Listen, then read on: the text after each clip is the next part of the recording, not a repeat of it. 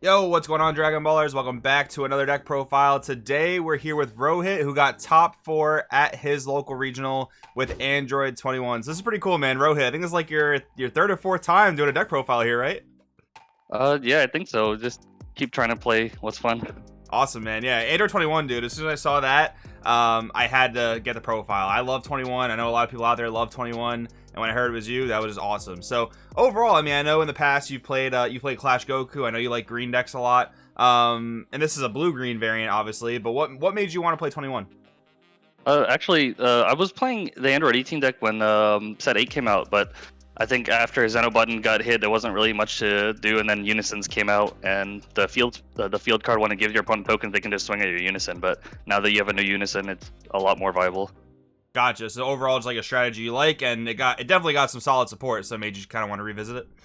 No, for sure. There's a lot of it's kind of a slow deck, but there's some unreactable win cons in the deck that you can just kind of play down, and it's kind of reminiscent of Kaioken Goku from Red Green. Very cool. All right, let's see what we got in the main deck. So to start off, we are playing 4 of the new Super Android 13 Unison, one of the best cards the deck got for sure, and then 4 copies of Godsling Technique and 4 copies of Trunks Heroic Prospect. So the -4 here on the Super Android 13, were you able to resolve that a lot as a win con, or not so much? Yeah, actually, that goes off a lot more than you think, just because the main win con on the deck, you're trying to use your bad omens to burn them, and then this is a good way to get them lower on life to where they have to defend awkwardly because they know you can just deal some uninteractable damage if they don't counterplay the 21.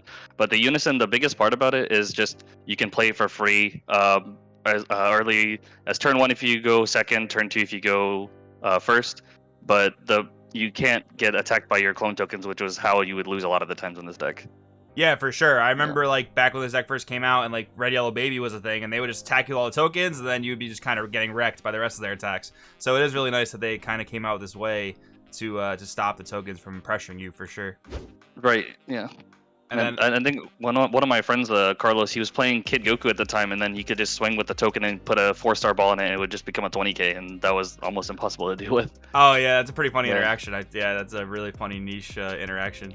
And then we have just all our Android 18s. So you're playing 4 Speedy Sub, we're playing 4 Let the Battle Begin, and 4 Bionic Blitz. So definitely love the super combo choice. I think Battle Begins is a great 4 of, because even if you can't counterplay something, you still at least get the blocker, which is nice. But there are a lot of cool things you can actually stop with Let the Battle Begin. And then 4 Speedy Subs. So overall, for these ratios, would you keep going with them, or would you maybe make some changes here?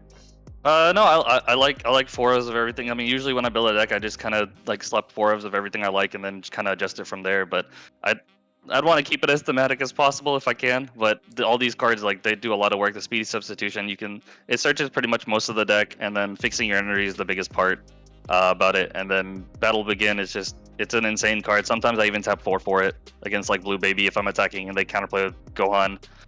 Just tap 4 and then bottom deck it sometimes because you have the energy to spare. Right, yeah. I think that is really good you bring that up. I think it's important for people to know that she only gets the energy reduction during the opponent's turn. So yeah, if you do need to use her offensively, yeah, you got to tap 4. But there, like you said, there are definitely some game-winning circumstances where you could do that for sure. Yeah, and the super combo to bottom deck one, it's not the best one. I mean, it's good if you're playing a lot of Arrival. I'm only playing 1 Arrival card, but I think that it's good just because you can search it, and it's a card that you can pick up off your energy with speedy substitution as well. Right.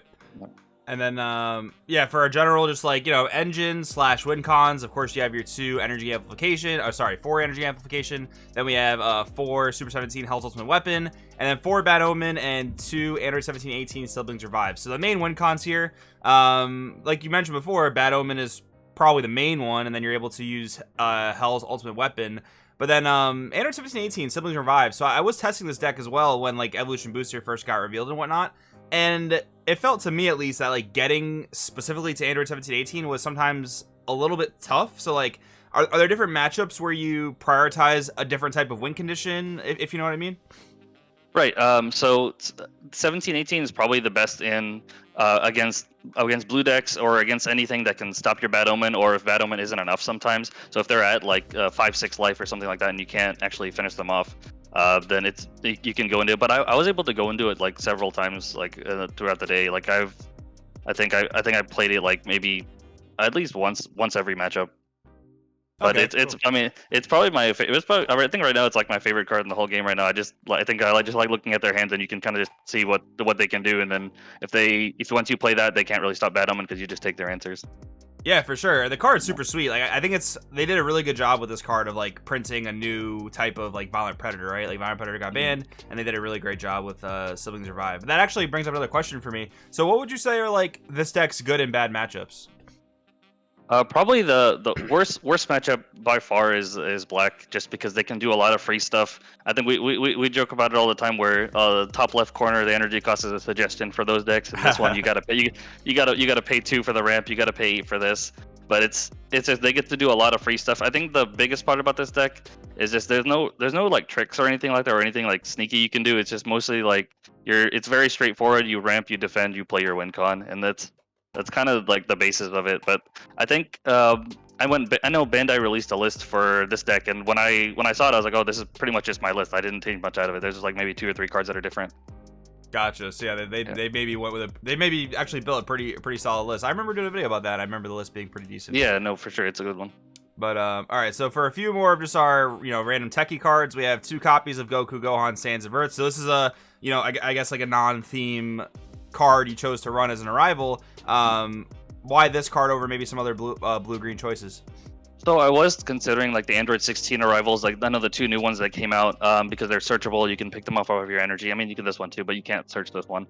The main reason for this card is because a lot of people know that your win con is when you get to 7 or 8 energy, so they want to try to all in you like a lot. So it's just another way to defend yourself, just a way to like interrupt battle. And I think that extra hand destruction is also good, and then you can it's a 25k attacker as well, but it's mostly just to stop all ins. Gotcha. And then Piccolo Simulated Ability, man, this card has like defined certain formats, but we haven't seen it in a long time. So how impactful was this card for you? So I played against several Mecha Freezes. One being my friend Mario from locals, but it was harder in that matchup because we play all the time and he kind of knows how to deal with this deck. So against Mecha Freeze, that's very good unless they know. I mean, unless they have a board built up and they can just final flash the Piccolo and then just kind of all in you. But I mean, he beat me in that one.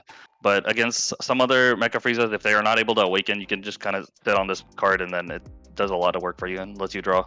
Gotcha. And yeah, in that Mecha Freezer matchup, people might think, oh, they're just gonna final flash it super easily. But like this deck, you don't have to attack your opponent. So if they don't have like the offensive extra cards, they're not gonna be able to really get to that like state of the game where they want to be at. So I think that's a really good point. And then just for negates, finishing up, 3D Magic, 3 Bean, and then the 1 Baby Hatch. So for a control deck, I think people would look at 3 negates and say it's a little low. But I mean, obviously you're playing, I think it was 53 cards. So was space just like a concern here? A little bit. I think that actually when I first started playing this, when Evo Booster came out, I wasn't playing Bean or D Magic. I was playing like Restoration or something like that, or something weird. But I think now it was just more of I wasn't sure what I was going to run into, so I'd rather have Bean and D Magic. And there was a game where I had 2 Bad Omen and Energy going into my turn 7, and I had to charge the 3rd one. I could swing and then use Bean on tap and then tap 7 for the Super 17. That came up one time. D Magic I didn't use that much actually, just because you have a lot of energy and you can defend or combo. I think comboing out of a lot of stuff is better, just because you can make your opponent discard with your super combos. And then I played against a Mecha Frieza, one of my friends, Sal. He had the Gohan that makes you burn a life when you untap with a negate, and the 3-drop Goku that makes you tap extra for an extra card to negate. Right. So I was just paying 2 for D Magic and not untapping, but I had like 6 energy, so I just kind of did that just to survive. Nice. Yeah, if that situation comes up and it wins the game, right? So you got to do what you got to do. And then Baby Hatch is just take an extra turn. I think it's too strong. Gotcha. Yeah, for sure. All right, and then for the side deck, so I'll kind of let you, explain the choices and tell us, what you brought each card in for. So, honestly, I'm not really good at making a side deck or even siding to a tournament. I only sided, I think, like one time the whole time. Oh wow. But yeah, I would say it's not that I didn't need to side. It's just I didn't really know what to do with it. But the Boo Unison, it was just another Unison to have, because you really need to see your Unison in this deck. Even if they get rid of it, you just need to see it and play it just to like establish some of your counterplays, and then stop having your tokens attacking you. But the Boo was just just kind of a thing I threw in. Bean, it was just to round. If I needed extra beans to like against aggro, I would side out the 8-drop, and then put in the bean. Sorry, what is that one? Striving to be the best. Yep. I put that in one for the Black Gogeta Zeno deck because I think that's probably the hardest counter to this deck, just because even if you heroic prospect, it can just attack with the little 1-drops. Right. And it's kind of a hard matchup to deal with. Vegeta the Cruel also for that matchup, but also Baby. You can just throw it in. You can side out your negates and then put in Vegeta the Cruel and just have extra bodies and make them warp cards in their hand. And Champa is just there because if there's a deck that doesn't ever let you get to like 3 or 4 energy or even 8 energy, you can side out your big win cons and just throw in Champa, because eventually, I mean, all your cards are 10k, so you can get pretty high in combo power. So Champa is usually enough. The Beautiful Scientist, it's just extra ramp. If you're playing against a slower deck, you can just kind of throw it in.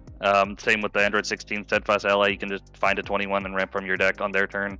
It's just for slower matchups. And then for Infernal Vanilla Spell, it's just the same as Champa. If you're playing against a deck that's super aggro, you can side that in and just combo to filter your deck, and then maybe dig for Baby Hatch or more negates. Very cool. All right, so I appreciate you going over the deck list, Rohit. At the end here, any shout outs you want to throw out there? Yeah, just shout out to all my homies at Locals, and that's about it. Awesome. All right, Rohit, thank you for your time. We'll see you next time. All right, thanks.